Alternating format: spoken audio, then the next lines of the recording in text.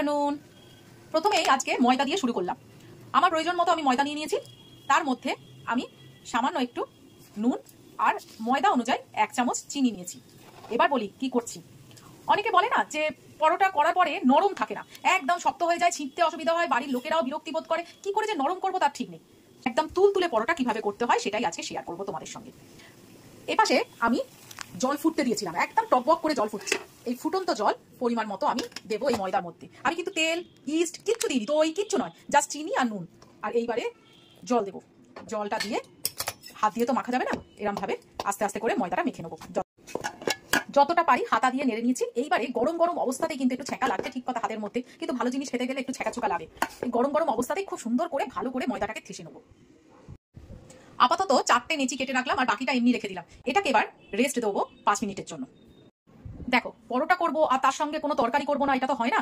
তাই ভাবলাম এমন একটা ডিশ করি যেটা হচ্ছে এখানকার নয়, উত্তরপ্রদেশে একবার খেয়েছিলাম, সেই রকম একটা চট জলদি আলুর তরকারি। এই পরোটা, লুচি, পুরি এইসবের সঙ্গে না খুব ভালো যায়। 5টা আলু আমি প্রথমে সেদ্ধ করে নিয়েছি। এইবারে আমি মোটামুটি এই একটা আলু 4টে ভাগ করে কেটে নেবো।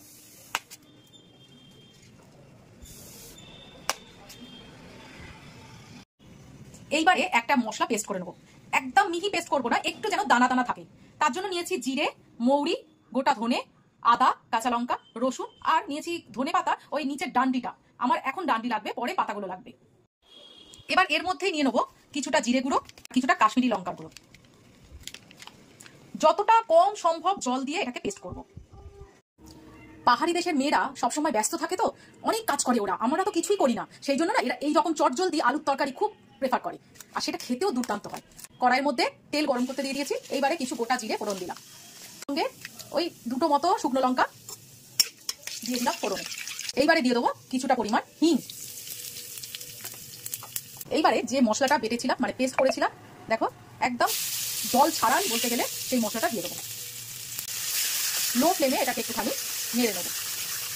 এর মধ্যে দিয়ে দেবো একটু হলুদ যথারীতি, তার সঙ্গে থাকা একটু নুন। ব্যালেন্সের জন্য সামান্য এইটুকুনি একটু চিনি। মশলাটা থেকে তেল ছেড়ে দিয়েছে, আমি কিন্তু জল ফল কিচ্ছু দিইনি এটা। এবারে আলুটা দিয়ে দেবো। শুধু জাস্ট লো ফ্লেমে আস্তে করে নাড়তে থাকবো কিছুক্ষণ, এই 5 থেকে 15 মিনিটের মতো। মশলা পেস্ট করার সময় যে ধনে পাতার ডান্ডিগুলো দিয়েছিলাম, তার পাতাগুলো এখন দিয়ে দিলাম।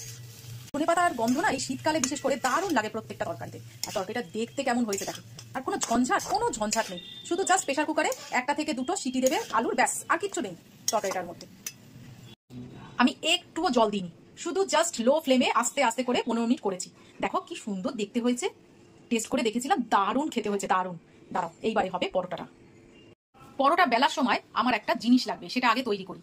প্রথমে একটা ছোট্ট বাটির মধ্যে এইরকম বড় চামচে 2 চামচ তেল নিয়ে নেবো। আর এই তেলের মধ্যে নিয়ে নেবো একটু কর্নফ্লাওয়ার, যাতে একটা গোলা তৈরি হয় সেই রকম পরিমাণে কর্নফ্লাওয়ার নেবো। জাস্ট এইরকম একটা গোলা তৈরি হবে। ইস্ট দিয়ে নিই, তার প্রমাণ হচ্ছে দেখো কোনো ফোলেনি, কিন্তু যেরকম রেখে দিয়েছিলাম সেরকমই আছে। এইবারে ময়দা দিয়ে একটু বেলে নেবো। এইবারে আমি যে গোলাটা তৈরি করে দিয়েছিলাম লিকুইডটা, সেইটা আমি একটু এর মধ্যে মাখিয়ে নেবো।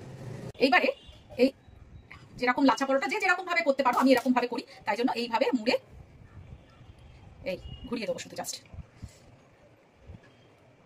এটা সহজ আমার কাছে লাগে। এই হয়ে গেল। এইবারে এটাকে এরকম ভাবে বসিয়ে দেবো।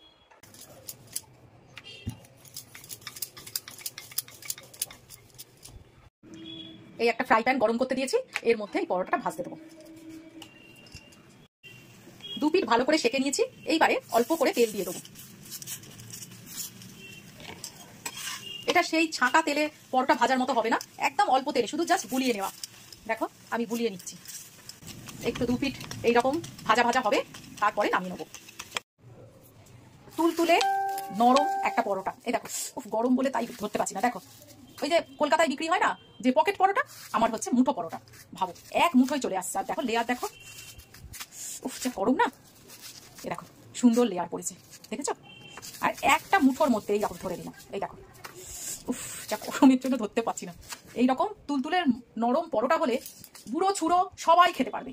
আর সঙ্গে এরকম তরকারি।